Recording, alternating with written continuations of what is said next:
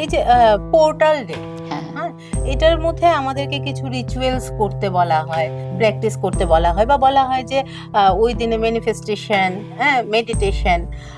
তো মানে এটা আমি আমি মানে বোল্ডলি বলছি, I am all against it. Manifestation যে কোনো দিন যে কেউ করতে পারে, কিন্তু ম্যানিফেস্টেশন যখন করবে কর্মাটা নিজে ঠিক করে রাখবে।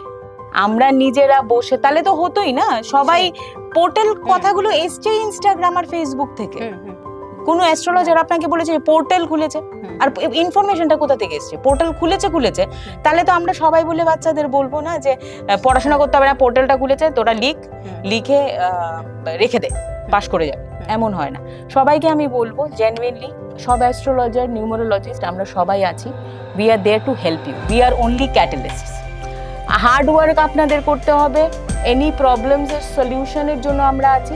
বাট হার্ড ওয়ার্ক না করলে, নিজের কর্মাকে ঠিক না করলে, যতটা পোর্টাল যত কিছুই আপনি করুন, কিচ্ছু হবে না।